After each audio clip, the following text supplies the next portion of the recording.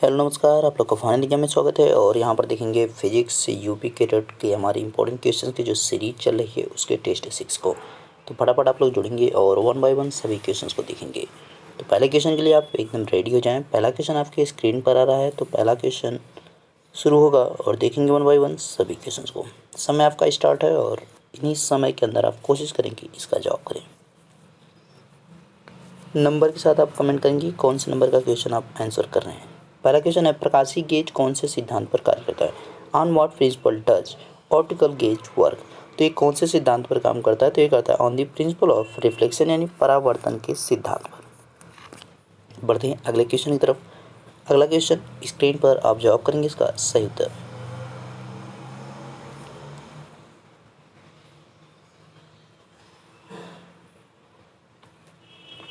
प्रकाश के परावर्तन फलस्वरूप कौन अप्रभावी रहता है? Which the ineffective as a result of reflection of light. देखिए यहाँ पे जो है कौन अप्रभावी रहता है, यानी जिस पर कोई भी प्रभाव नहीं पड़ता है। तो कौन है? तो क्वेश्चन में कह रहा है कि इनमें कौन सा अप्रभावी रहता है, यानी जिस पर जो है इसका कोई भी प्रभाव नहीं पड़ता है। तो कौन यहाँ पे राइट आंसर हो जाएगा? वेवलेंथ की बात की जा रही है, यानी तरंग दैर्घ्य हो जाएगा। तरंग दैर्घ्य और आवृत्ति ऐसे दो हैं जिन अप्रभावी रहते हैं, लेकिन तीव्रता और आयाम दोनों में क्या होती है? कमी होती है। ठीक है, दोनों में क्या होगी? कमी होगी। अगले प्रश्न को देखेंगे और आप इसका जवाब करेंगे कि सही उत्तर क्या है।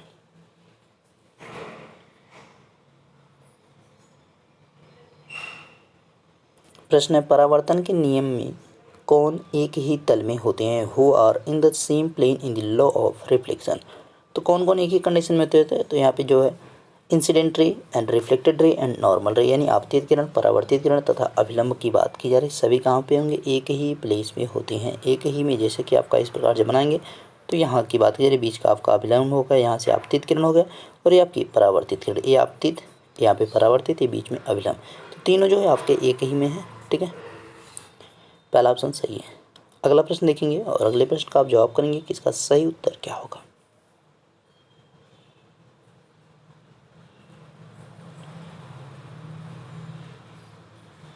इसमें पिछले में देखिए यहाँ पे जो आपतन कोण बनता है और ये परावर्तन कोण दोनों इक्वल भी रहेंगे, इसका भी ध्यान रखना। आपतन कोण और परावर्तन कोण दोनों क्या होते हैं? बराबर होते हैं।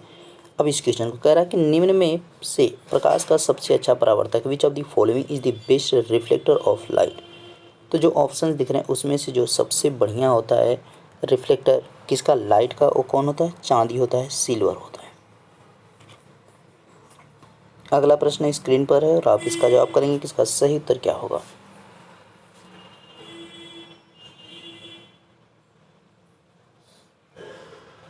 कह रहा है निम्न में से समतल दर्पण की विशेषता नहीं है। Which of the following is not a characteristic of plane mirror. तो यहाँ पे देखिए समतल दर्पण में यहाँ पे इसमें काल्पनिक या आभासी प्रतिबिंब बनता है, एकदम सही है। इसमें दर्पण में प्रतिबिंब का आकार वस्तु के आकार के बराबर होता है, ये भी सही है। इसमें दर्पण से वस्तु की दूरी और प्रतिबिंब दूरी समान होती है। इस दर्पण में किसी वस्तु की पूरी लंबाई देखने के लिए दर्पण की लंबाई वस्तु की लंबाई की दोगुनी यहाँ पे नहीं रहती। यहाँ पे कितनी होनी चाहिए? आधी होनी चाहिए, यानी यहाँ पे आपका ट्वाइस की बजाय हाफ रहना चाहिए। ठीक है, ध्यान रखेंगे। तो इसका डी आंसर यहाँ पे सही हो जाएगा, जो कि गलत दे रखा था।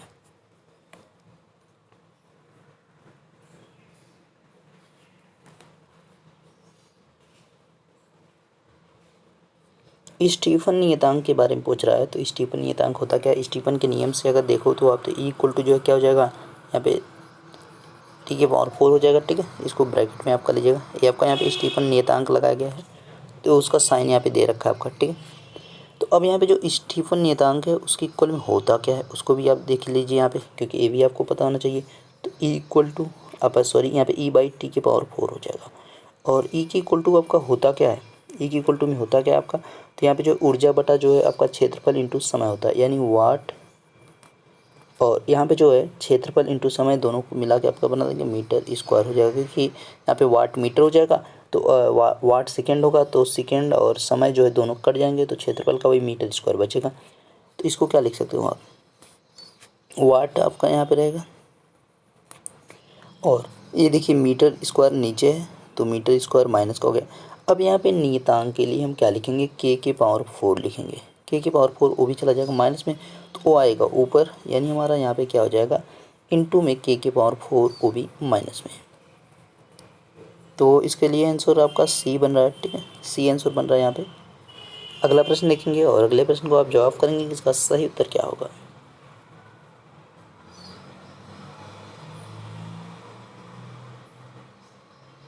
प्रश्न है स्वप्रेरकत्व का मात्रक है, the unit of self induction is. तो इसका मात्रक क्या हो जाएगा, इसका यहाँ पे जो यूनिट होगा वो बनेगा ओम सेकेंड हो जाएगा। अगला प्रश्न स्क्रीन पर है और आप इसका जवाब करेंगे कि सही उत्तर क्या होगा।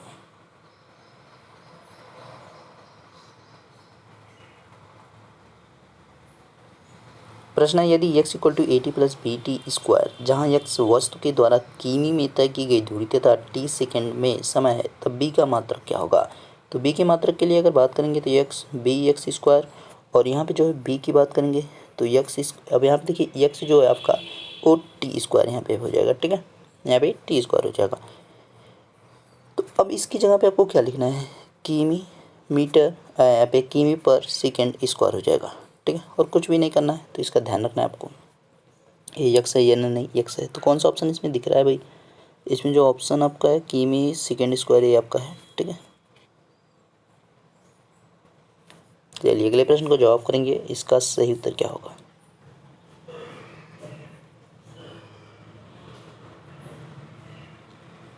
प्रश्न है किसी बिंदु द्रव्यमान पर दो बल F1 व F2 परस्पर लंबवत दिशाओं में हैं, ठीक है। तो यहाँ पे उनके बारे में two forces F1 and F2 on a point mass in the mentally particular direction, the point mass and the result force will be. यहाँ पे जो फोर्स के बारे में पूछा जा रहा है, बल क्या होगा यहाँ पे, ठीक है। F1 और F2 जो है परस्पर लंबवत दिशाओं में है। तो यहाँ पे जो इनके बीच का आता है वो आपका यहाँ पे फार्मूला बन जाएगा ब्रैकेट में जो है, ठीक है। रूट में जो है F1 आपका हिंदी में हमको लग रहा है क्वेश्चन पूरा नहीं दे रखा है, तो उसको देख लिया जाएगा और PDF में कोशिश की जाएगी एडिट कर दिया जाएगा, ठीक है। कमेंट में इसको क्वेश्चन को मैं पूरा कर दूंगा, उसको ध्यान रखिएगा। इसका आंसर डी है, इंग्लिश में पूरा कंप्लीटली दे रखा है।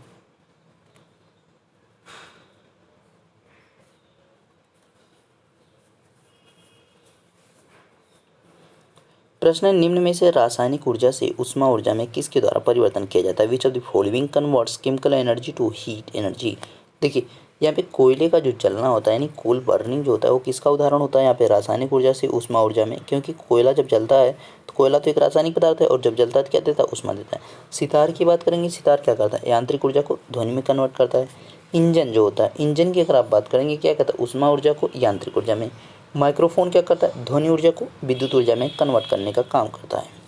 अगला प्रश्न देखेंगे आप, अगले प्रश्न को आप जवाब करेंगे कि इसका सही उत्तर क्या होगा।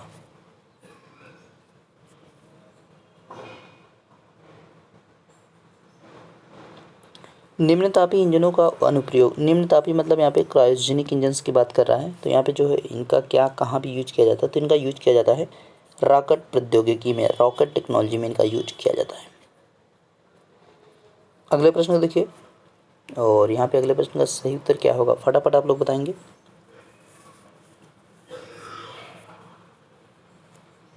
प्रश्न है संपीड़नों का निर्माण उस स्थान पर होता है जहाँ वायु दाब है। तो वायु दाब वहाँ पे कैसा होगा, सब parallel comparison created way there is the pressure air pressure, ठीक है, हिंदी में भी आपका सही है। तो यहाँ पे जहाँ पे संपीड़न का निर्माण होगा वहाँ पे वायु दाब कैसा होगा, तो वायु दाब वहाँ पे कैसा होता है, हाई होता है, उच्च होता है, ध्यान रखना है उच्च होता है।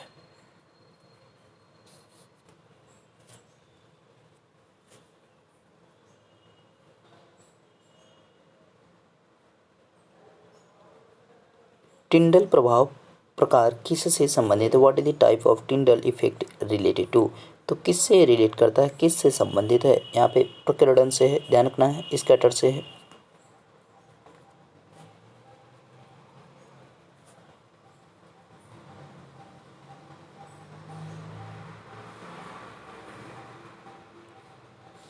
निम्न में से नली में द्रव प्रवाह की दर किससे ज्ञात की जाती है, रिफ्लेक्शन, अच्छा यहाँ पे इसको काट दीजिएगा, ठीक है। Which of the following is use to determine the rate of fluid flow in the tube. तो किसके द्वारा इसको ज्ञात किया जाएगा, उसका यहाँ पे जो है एक बनाया गया है मापक, को क्या है, विंटूर मीटर होता है, ठीक है, विंटूर मीटर जो केस नली में द्रव होता है उसकी बात की जा रही है।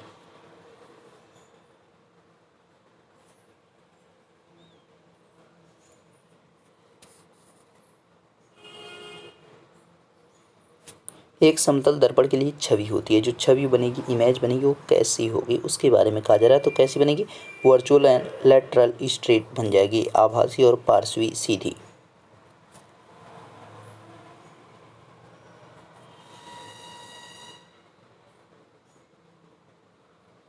यहाँ पे किस प्रकार दो बार आ चुका है, ठीक है।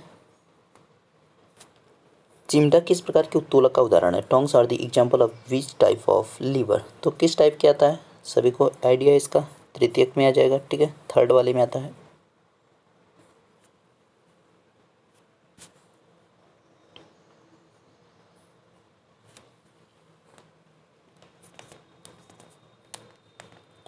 मशीन की दक्षता होती है, what is the efficiency of machine. जो मशीन होती है उनकी दक्षता की अगर आप बात करेंगे तो कैसी हो जाएगी? यहाँ पे जो 100% से कम होती है, ठीक है, पूरी 100% एग्जैक्ट नहीं होती है, 100% से कुछ कम होती है।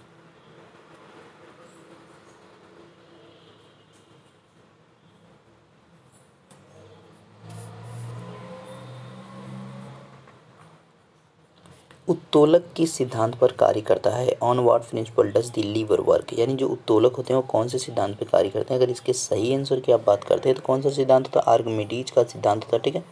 आर्किमिडीज के सिद्धांत पर ही उत्तोलक सभी कार्य करते हैं, चाहे प्रथम हो, द्वितीयक हो, तृतीयक हो।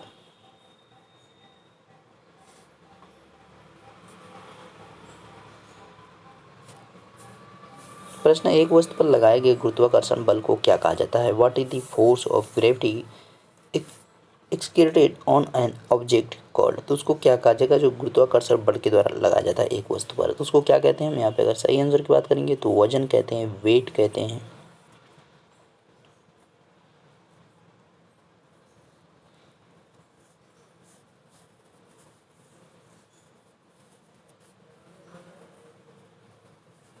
यदि दो कणों के बीच की दूरी बढ़ जाती है तो इनके बीच गुरुत्वाकर्षण बल पर क्या प्रभाव होता है?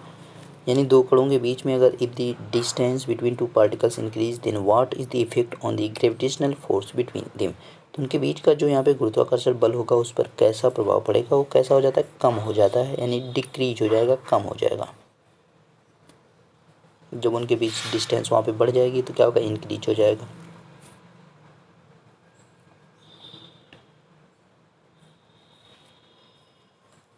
जी का ऊंचाई बढ़ाने पर कैसा होता है? यानी जी का जो मान होता है उसकी बात की जा रही है। तो जी को जब यहाँ पे उसको ऊंचाई जो बढ़ाई जाएगी तो उसके वैल्यू जो उसका मान होता है उसमें क्या होगा?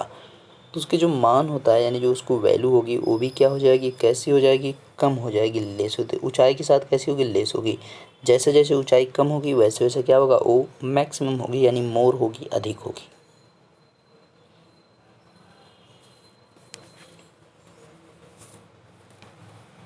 गुरुत्वाकर्षण की बात की जा रही थी, वायुदाब नहीं, तो ध्यान रखेंगे उसका, ठीक है। वायुदाब भी आपका ऊपर जाते रहेंगे तो कम होता जाएगा, समुद्र पे जैसे नीचे नीचे जाएंगे तो बढ़ता रहता है। किसी खोखले चालक के अंदर विद्युत क्षेत्र की तीव्रता कितनी होती है? What is the electric field intensity inside a hollow conductor. किसी खोखले चालक के अंदर जो विद्युत क्षेत्र की तीव्रता होती है वो कितनी होती है? तो यहाँ पे अगर सही आंसर की बात करेंगे तो 0 होती है। कितनी होती है? 0। अगला प्रश्न आप देखेंगे और अगले प्रश्न का जवाब करेंगे, इसका सही उत्तर क्या होगा।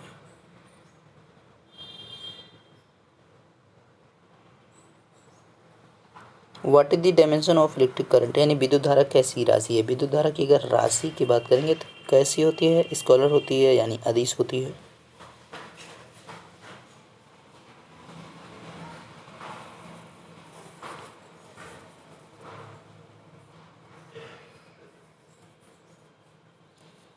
विद्युत आवेश की इकाई क्या है? What the unit of electric charge. तो यहाँ पे विद्युत आवेश की जो इकाई होती है उसकी इकाई की देखिए बात कर रहा है, तो इकाई इसकी इलेक्ट्रॉन होती है, ठीक है। ध्यान रखिए, अगर मात्रक जब पूछता तब हमारा जवाब क्या होता? एम्पियर होता है, लेकिन उसने इकाई यहाँ पे पूछ रखा है तो उस चीज़ को ध्यान रखेंगे, ठीक है। क्योंकि इलेक्ट्रॉन से ही सारी चीज़ें यहाँ पे जो विद्युत आवेश की किया जाता है, क्योंकि जो हमारा इलेक्ट्रिक करंट होता है उसमें जो प्रवाह होता है वो किसका होता है? यहाँ पे इलेक्ट्रॉन्स का होता है, तो ध्यान रखेंगे, ठीक है। एम्पियर यहाँ पे उसका मात्रक है, यहाँ पे विद्युत आवेश यहाँ पे बोला है, वो विद्युत अगर केवल रहता तो हमारा यहाँ पे एम्पियर जवाब होता, लेकिन आवेश लगा हुआ है इस वजह से हमारा इलेक्ट्रॉन होगा। केवल अगर यहाँ पे क्या रहता, हमारा जो विद्युत है, इलेक्ट्रिक अगर केवल रहता तो उसका क्या होता? एम्पियर हो जाता, ठीक है। करंट रहता चाहे वो भी, तो ध्यान रखना है।